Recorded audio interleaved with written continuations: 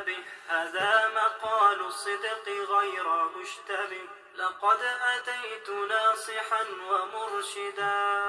عساك أن تلقى بهذا الرشدا موجها نصحي بحسن الحمد لله رب العالمين حمدا كثيرا طيبا مباركا فيه كما يحب ربنا ويرضى وأشهد أن لا إله إلا الله وحده لا شريك له وأشهد أن محمدا عبده ورسوله اللهم صل عليه وعلى آله وصحبه وسلم تسليما كثيرا أما بعد السلام عليكم ورحمة الله وبركاته ساغا سيري أدو فابا سيري دونكوني نغاكوني أدي سيري سوغو أجوني سانقيني إيغا جوفني غاينا غاني لهالا سونغاتو ديماسو نا الله نياغا الله غانو غولو كسونيانا الله باني خنمغا سبحانه وتعالى oga sofo beni kon oga nyangollu be deberini alla ko mo ngamula na lise fe gadanga nasiha nyani conseil nyani katti soro beni ga tuwano ndiga mun sankini ado soro beni ga tuwano video numutu igi sankini ngamula na nasiha yogo kini kana tunanti tuwaru allah taala ngana kine soronga amana nyani allah tuwano ntirindina kamma yawmal qiyamah ide tuwaru ke ide kinyandi kammo illa gana nyigere entere nyamuru migere jama nyamuru katiduya migere munna faya muru migere togo nyamuru yawmal qiyama ye kherebellono kentuwana nafutu kati imbenga iyadan billah ari hadise ngari annabi ga kongo sallallahu alayhi wa sallam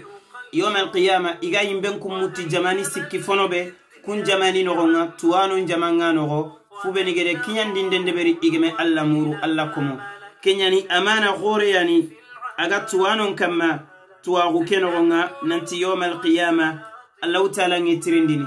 tuwana ngana ni sefene iwajunden nogonga ay jofene imme bawni qur'ane ni kenya wallahu taala ngiro ko suratul anbiya nanti fihi dhikrukum qafin ko ngi qur'ane kenogo qur'ane sefene ngana ni nonga ay sefene ke kankama ay sefene anka kankama aw sefene njikunga ko aga jofene anka jikunga mogobe ibega qur'ane karanga anyimme du walla anogonga so anu bega wajundini iyimme jikku burun kita anogonga ado ijikku suru bega anogon mangane wajunden deberini ananyati alla maga sere ya khafai angane wajunden deberini adberiti alla anna kinyandi awo sere gakama angane tuwanu ndiga mun sankini anni sanki igede ko mogobe manne ndingara kesefe alla komo bawni ndim video go awori ku wakatini aga sikilene video ke adanyi ndaga Marseille oge gri Marseille li 18h nya France et Paris ogeri ndeni o akhiya gare yogo nanti kinende keri telma harmaren kalle sharia ngede kebe ko wajibi nyano kamma on daga sefe on te sefeneti sere o daga sefe nanti ya garubeni tonyo muntongeni ikinan kanin no kinenni nafai angante wandire memulla asagandi ayam posu saketi manganda ga keri age goto mo sumaga wandire men keri amada faba de siru en sudeberi na kinanga maga wandire men keri fabeni ka osefidanga kamma garo mulli ga girono yogigante yogube mulla agana daga fatele yugo mbuturambi ana ga sondo membonondi ana fonya geme ka wana kebenya wala kamma ga fo yogo lomo kini megante memulla sino arni problème nya sara on sefe kenga afalle ken conférence falle ndaga plaisir ndaga conférence ndeberi nonga ko plaisir ya garu nsefeno nsefe fisri ngalla gon kamma nanti ya garu atta ya gar ngebe din kretin tappe mamanin kamma ntila nkite mu ngana gom kebe kama ngekongo nde ko anogonga ntagna nyagare mamma be go de manaya agna nanti ango de mana kudo on maga foko anji kuburengeni ande mande oni sagandi ni katanga bawni oku osefeneti alla anda gumu be alhamdulillah ibe go xanna ken kama annogon osefe siringa nanti ya garubeni igaga yugu nyana fisiringa lagu yugonde fosu deberi nangolli da na fofosu anga sedne kebe ada yugon kata ada yugo tana bismillah ada jikku burendam besu nsefe kenka conference kama sasa liman ne wori alla komo amana nyane aginke kama yawmal qiyamah alla wontirindin kada wori nga watenda gon kama ngori sakka ko tasungana so ntini ngana karakundu na qawana tuwa yugo sanki yimotoninda khayagin video ningobo bawni ngemulla na sanki Allah tabaraka wa ta'ala puru bugno kunan kite ntene bernan nintiga ntene bernan ninka ngajun tankinde ngajun tantigande bal in ajriya ala Allah la nuridu minkum jazaan wala shukura umetigande muru sere umetigande nde tugadi muru Allah bana ya maga sifeneti Allah tani sefenna yogo toro anaraga mo yogo kennan qibare nyai le kenya ko akota ojo nsefe karo ku filli yagaru are yugun kamma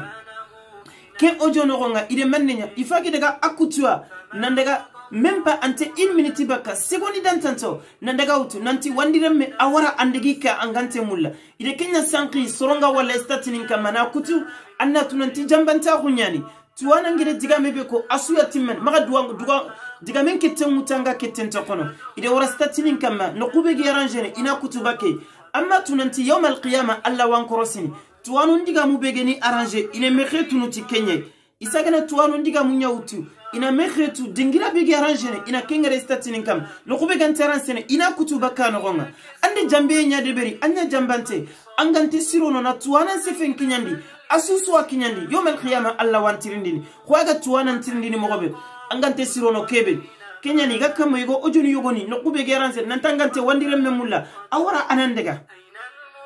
awara maga toro awara ndega idega kunya utu Allah ta'ala ngetu ken ko tabe ngide ojo kede beri nanti le nyagarunga torabe fabeni nan sefe ngesefe ken ojo kam akota wuro yagare yogo dikina are kinen kata wuro desert nyani ngerinka alhamdulillah o daga nan sefe na kellondi ay yogoni tamire karago baka isuni bakken killenya akhini bendiga gollini dome iyetu ona wuro mu manyana Kenya tanangner ni 2h 3h onte sir sunya merni yokum bakke onte tonyo munde nya mulla yokum kanin nogo ode Kenya ko Allah taala ndi tonyo munde harami du kam me khagana ni o video ni sankini khagana ni o audio ni sankini kada timmanten sanki soronga mena kutu no kube ga arrangene yogona do diga men lo kholle nogo nani kempe to diga menga diga kutte manya jambanta kunyani duntenga ko feti kenga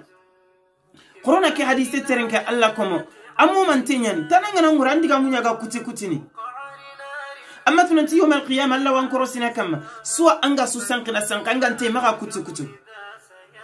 nandugo tiga mun kutuna kara yugo titana sanki nandaga na Kenya na ke arrange na kota ana sanki sirebe gana terenka age goma problemu no kubane no nyawuti na tandori ga kunyi meti kundu ay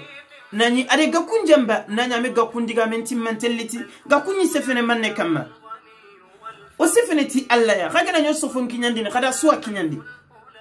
sire suga de berni ande jambe nya de beri ando jamba kite ngando naga yawm alqiyama Allah bangi kadi duntenga gumpay jambanta gum kontreri kenni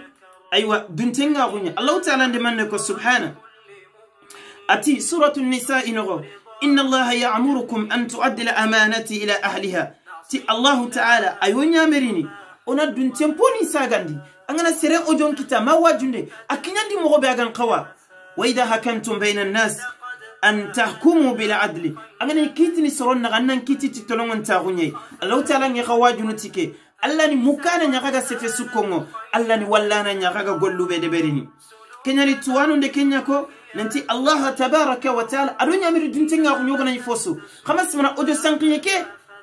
conséquence begaye angema sankiye timmandi wal man na fo sanki to mu feti wal man no kubega intéressé anna kemutu wal man na pièce inde beri garam mo ngana jambi inde beri na question yo gortina ni finte kundo agana jabi anna kemutu anna sanki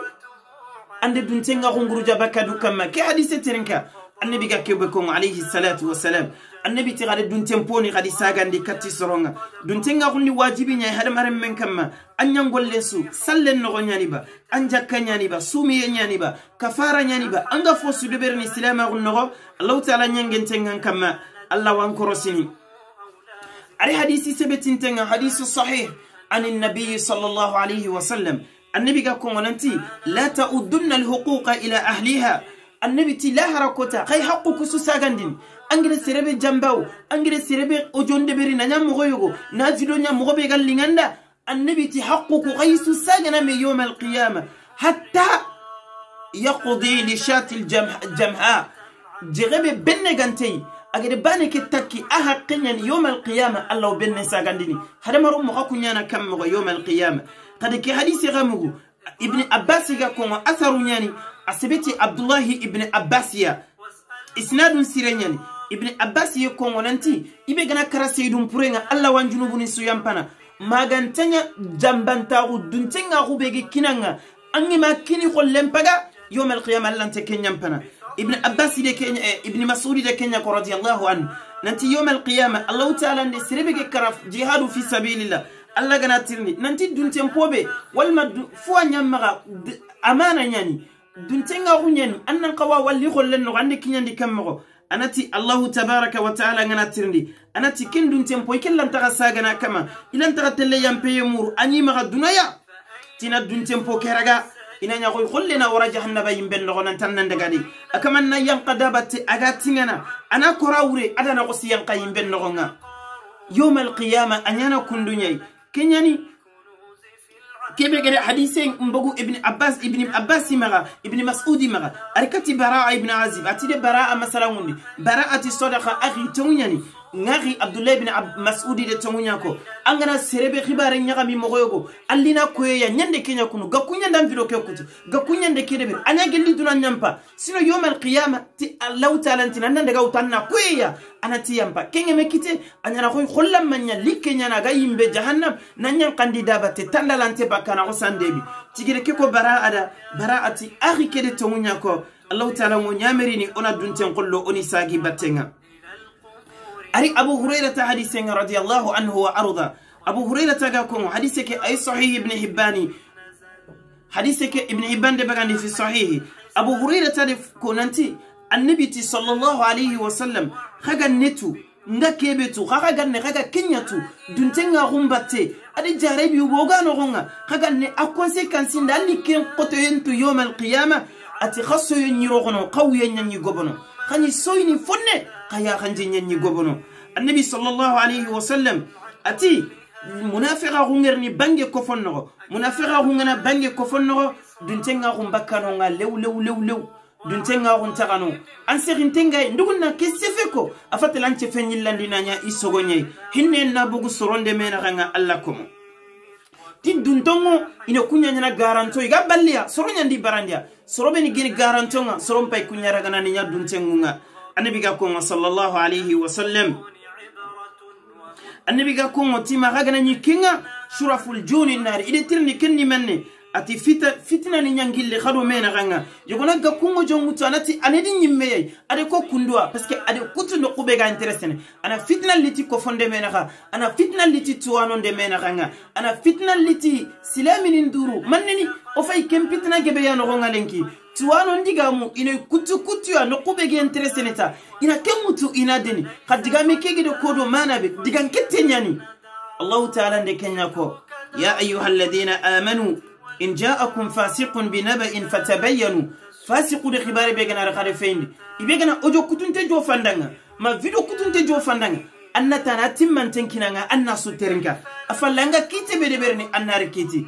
سيرسوا أقول لجني أنغا توانو مجونيا كتو مي فيديو نيا كتو يوم القيامة الله وكيتني أن كنتوانو نغنا angi kama ngi fitina ngalla ko fonde menaga yogona tuwana keraga naro kholle nanyante ken qolle andaga kama ngaro junubul likeno gonga bawna ga kundu tuwana kay barajen kita parce qu'il fa simana ati kundwa ade utakanne mega nani agenya ko ngointe meda kille yimme hakkono allay khagena ni audio ni sankini khagena ni video ni sankini khadi timmanten sanki khamaga no kukutu no kubega gemme khay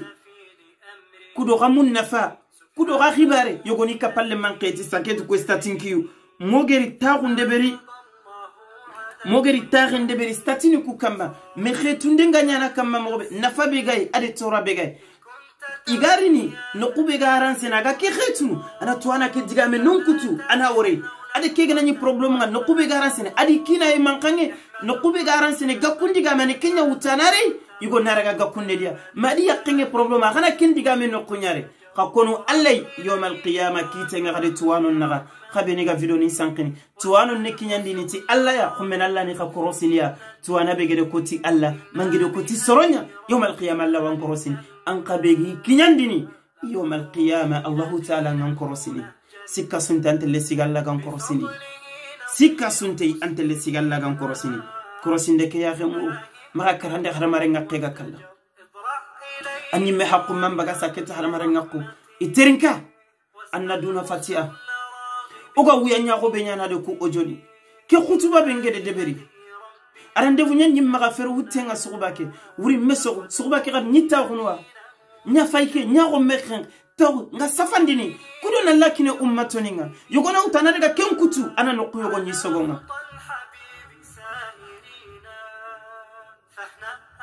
ufawidu amri ila Allah odo fini sagandi katallay Allah ganno daga tangana baka bonondindanonga khamma ko fonkara Allah kumo khoronya Allah kannano wa sallallahu ala sayyidina wa nabiyyina Muhammad wa alihi wa sahbihi wa sallam kianyo maga nasiha kati silamin dammaswa khana ke video sankri sorobe ni ga video dum kutu inatu sorobe ni ga hadamaro muna fitna munyika ni nogonga igo diga mun kutu in kono Allah ko mena kite nyani no ngade an telephone nyanan kala Allah de berne mo be gallinganda am mo tu o ga wuyanya gosu one mulla nyoda boguno ko yawmal qiyam wallahi onte tigande murunu serema onte jakinde murunu serema onte kongonanti ori serenanti to wal man nambero o sefeneti Allah yo khala ango khanna o khanuti Allah anga balle beroy ha onte ton kongi tokonati sere onte tokono nan tango de mana nan to dan khallingen one mullo sun kisiya on bire ton nyakama onte munafiq bire mulla Allah ganna khairi nyanoda kiya nyoma ka video o gele deberi urokay wassalamu alaikum wa rahmatullahi wa barakatuh.